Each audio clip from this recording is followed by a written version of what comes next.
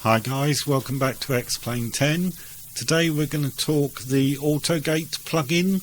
I've seen in the forums online a number of people having trouble with Autogate, so I just thought I'd cover what it is and what it does. First thing to remember about Autogate is it will only work on airports that were created to use it. So it will not work at every airport, it will only work on those that were specifically created to use the Autogate plugin. Okay, so I've got the plugin installed.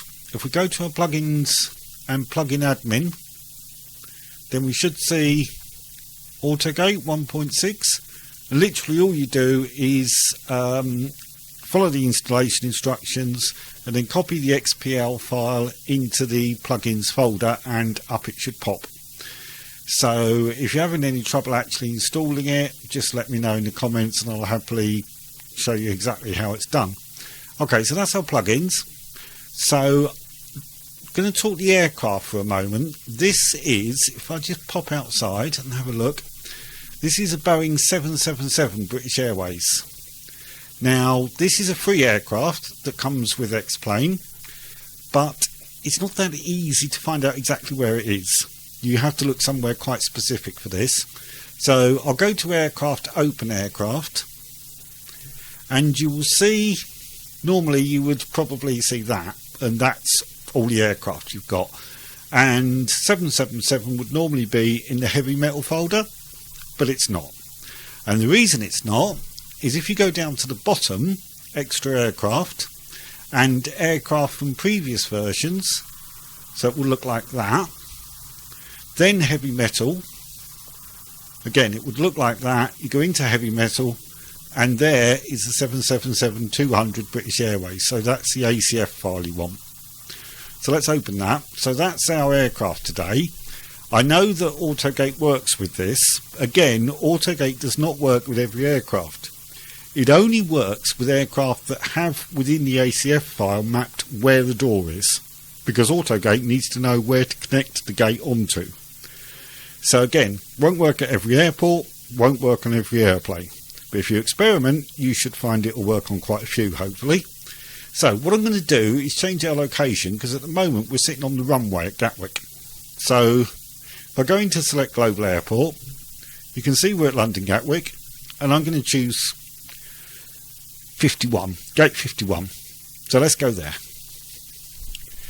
Okay, and there you can see that is the Autogate basically. That's what's going to make Autogate work.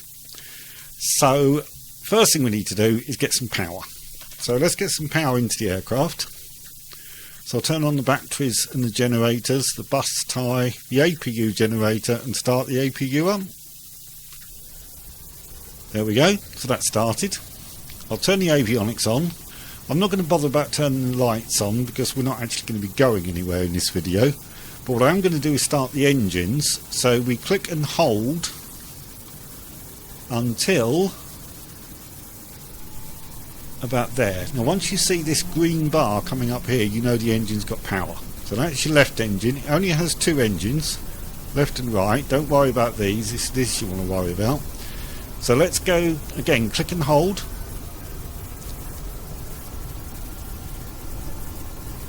And there we go, that should be both engines started. And what I'm going to do now is put the engines into reverse, and you'll see why in a second. So if I just go to reverse, have a look outside. So I'm going to take the brakes off, and obviously the plane will reverse. Now we need to reverse back until that thing lights up for us, which is about there. So I'll come to a stop. Okay, that's fine. Now let's put ourselves back into forward. Normally, of course, what would happen is you would just have landed and taxied across to the gate. But I'm doing this from sitting at the gate just to show you how Autogate works. So I'm going to take the brakes off. And forward we go. Now what we need to do is keep an eye on this board. And you can see that saying APRH, approach, basically. So we're going to do exactly that. Now it might look like we're getting very close, but that's because it's zoomed in. But I need to be zoomed in so I can see this. That red arrow is telling me I need to move to the right a little bit. So I'm not straight into the gate, so I need to move to the right a touch. So I'm going to steer right using my yoke and take the brakes off. And that's fine now, that's gone off. So as we move forward, I'll just apply the brakes again a second. You see this arrow here, we want that arrow to move up until it reaches this horizontal bar.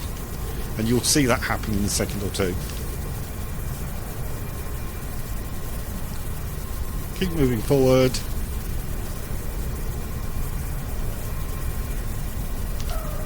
There it goes, it's starting to move now. So let's zoom out a little bit because we're zoomed in way too far. Okay, so you can see that arrow is moving up now. So once we get to that line, we should get a stop instruction. And there it is. Okay, so that's telling us to stop. Now the next thing is, Autogate will not work while your engines are running. So what I'm going to do is cut the fuel supply, which will shut down the engines. Okay, engines have shut down. So if I now go outside, have a look at our aircraft. Spin round here. There's our aircraft. And there you can see the gate is connecting to the aircraft there. So that is just connected. So that is Autogate. And that's what it does. It basically connects the passenger walkway up to the aircraft. You can see you've also got buses at Gatwick nipping around, dropping people off, all that sort of thing. You will also find the various other vehicles like this one, catering here. And if I go back to the forward view in the aeroplane, you can see a number of vehicles around here as well. So if I'll come out. Let's try and look from the circle view again. That might be better. I just want to see if I can get a view. Oh, there we go. Okay, so you can see there's catering here. There's a pushback truck there. There's some stairs there. So if you weren't using Autogate, those are the ground traffic at Gatwick. But if you use Autogate, it connects this walkway straight up to your plane there, and the passengers will all come up there and get on your plane.